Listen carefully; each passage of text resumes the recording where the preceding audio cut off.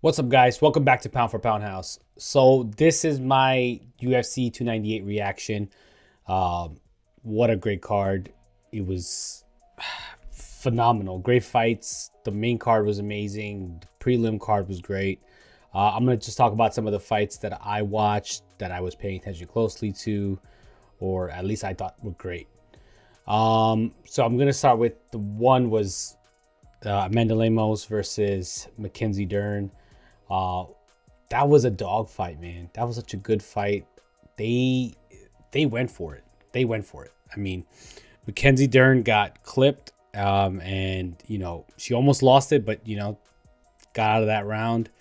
And I mean, shit, she kept going for it.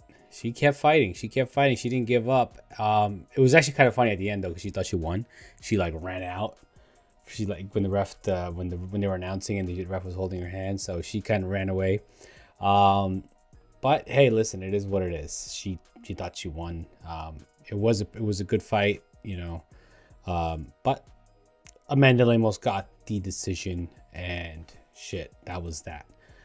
Great fight overall. I mean, love to see them both back in there again. Moving over to Anthony Hernandez and Roman Kopylov. Honestly, I'm not gonna lie though. I had Hernandez out completely. I didn't even think about him winning at all. But shit, he showed it. He showed it. He showed he's the real deal, and he showed who he is. Because I thought Roman Kopylov was like a fucking Terminator, and I thought it was just like, you know what, this guy is they're not getting through him. But damn, Anthony Hernandez, kudos to you, man. You submit the guy in the second round. I mean, did not see that one coming at all. So moving over to Marab and Henry. I said I had Henry for my pick, which I really thought, but Henry didn't look the same. Henry looked, to be honest, Henry didn't look good at all. I don't know what happened to Henry in this whole this fight. I think from what I heard, he was going in with an injury. He had an injury, or he didn't fight, or he didn't have a good camp, or whatever it might be. He wasn't doing well through the camp. But it is what it is. Marab's a fucking machine. Look at him. Like, he's an absolute machine. The guy is, I mean, wow. He deserves a title shot next, 100%. There's nobody else. He has to be the next person up. I think if the fight stays between him and Sugar Sean O'Malley, I think if the fight is cool, like a stand up, and it stays, I think if Sean O'Malley stays in the pocket, he loses, because Marab's gonna be able to pick him up and throw his ass. And you saw what he did with Cejudo. He picked him up and he was just like walking, like it was all good, bringing him over to freaking Mark Zuckerberg, and Marab is a great fighter no matter what. I've always liked him since day one. I just thought Henry, with his pedigree, I didn't think that he was going to be able to do what he did to Jan, to Henry. But you know what? He went out there and showed what he's all about. I mean, from what I heard, he had like 3 rounds with Aljamain before he even went out there to fight Cejudo. So that's wild. That's wild. I mean, kudos to Marab, man. Kudos to Marab. What a stand-up guy. What an awesome guy. Viva la Mexico over here. It was good. It was good. Congrats, Marab. All right, so moving over to Ian Gary and Jeff Neal. I'm going to say that both of these guys lost some stock after this fight. Whether you agree or not, at least in my eyes, they have. Because the fight wasn't that great. I mean, Jeff was going for it, but Ian was playing the caution game, and if he would have lost, his stock would have tanked completely. If he would have won it in with style points, knocked him out, then sure, he would have his stock would have definitely gone up. But I don't know. After this fight, his stock went down. Because now I think about it and I'm like, you know what? What if he goes up and he fights Shavkat? I mean, what if he goes and fights Shavkat, right? And I don't think he even gets to third round with Shavkat. I mean, I think Shavkat destroys him. Let me know what you guys think about that. Do you guys disagree? Because I don't feel like, I feel like he's good. He's well rounded, and I've always thought that about Ian Gary. Even though, you know, forget all his other drama that he has going on, I've always thought he was just a very well rounded, you know, good fighter. He's, you know, he can do everything, and especially the fact that he was at was it Shuto Boxing with Charles Oliveira. I mean, he was learning jiu-jitsu there. I mean, he's doing jiu-jitsu there. I'm sure he knows it already, but he was doing that there. And then he was also, you know, doing his stand-up game. And he was just, you know, getting all the tools right. And I just thought I would see a lot more in this fight. I thought he was actually going to take him down, maybe use some of those things that he learned. But I guess not. I mean, because that probably should have been the direction to go, because obviously Jeff Neal has the power to put him out in one shot. And even during the fight, there was some times where he got him pretty good. It was just that his movement was great. Ian Gary was able to move around, but I mean, the fight was okay. Like, it wasn't a great fight. It was okay. It was an okay fight, I guess. And as far as Jeff Neal goes, I mean, like I said, Jeff Neal did the same exact thing, and I mentioned this in my previous video about them going after, you know, fighting each other.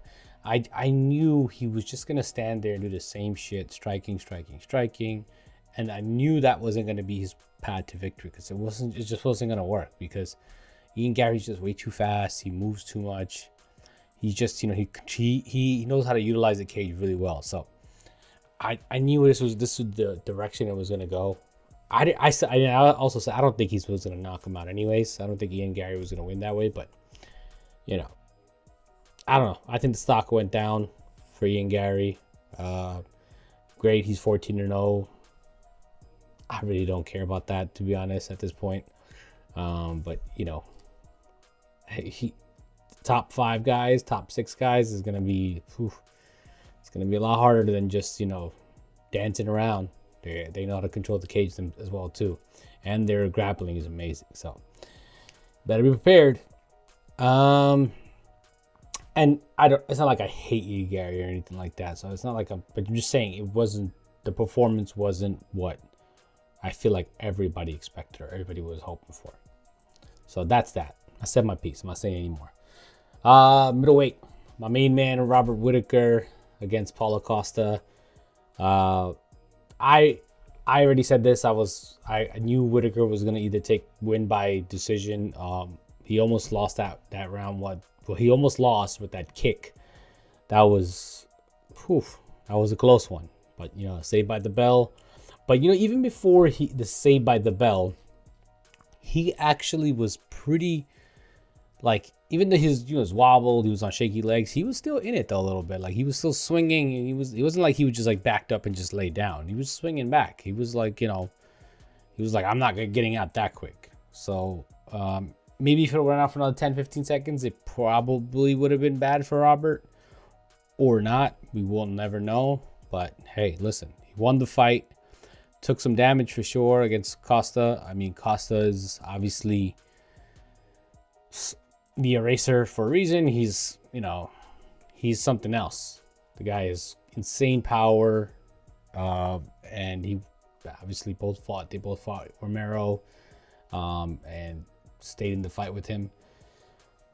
I mean, they're both amazing fighters, but you know, I'm glad. I was rooting for Whittaker the whole time, so you know, kudos to Whittaker, congrats to Whittaker.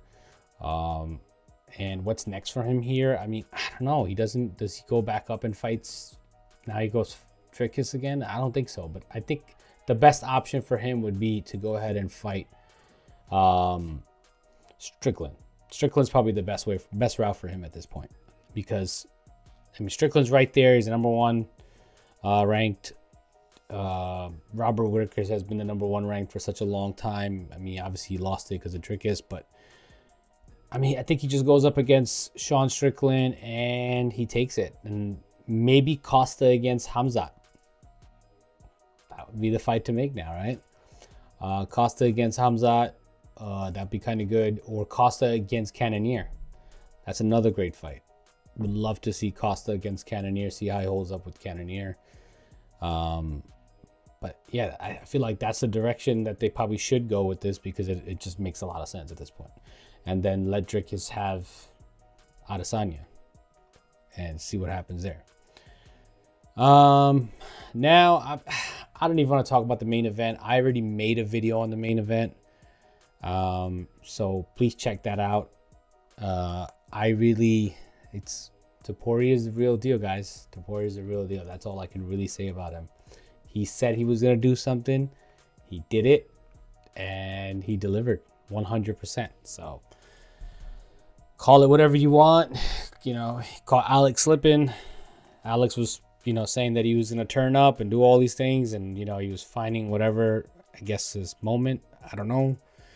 But Ilya did his thing, and, obviously it hurt almost everybody that, Alex lost the way he lost. None of us wanted to see that, unfortunately. But it is what it is. This is the game they play. It's the fight game. Everybody, you win some, you lose some. And I think Alex is such a stand-up guy, such a stud in this case. He's gonna take the L like a champ, and he's gonna come back and do his thing. Hopefully he gets his rematch in Spain. It's gonna be a massive fight if it is, because I know there's nobody else for Topuria. I mean, maybe Max Holloway. Max Holloway is obviously the other option, but let's see how Max does with Gaethje first. If Max can take on Gaethje and deal with Gaethje's power, I want to say Max wins against Topuria. I think Max will beat Topuria at that point, because if he can handle Gaethje's power, then he can definitely handle Topuria's power. So we'll see. UFC 300, we'll see what happens. And it's going to be awesome. It's going to be awesome. But yeah, kudos to all the winners for the evening. I'm excited to see what's next for all of them. A lot of it's kind of like the right direction. It's all lined up there for them already. They kind of have a path. Hopefully it goes that direction. And we'll see how this all plays out. But that's it. That's all I got for you guys. Give me your guys' thoughts in the comments below. Let me know what you guys think. What was your favorite fight of the night? Where does everybody go from here, pretty much? That's really what it is. Yeah. So let me know your guys' thoughts, and I'll see you guys on the next one. Hey guys, thanks for watching. Please don't forget to like this video. Also, if you're enjoying the content, please consider subscribing, and don't forget to hit the bell icon so you can see all the new videos I upload.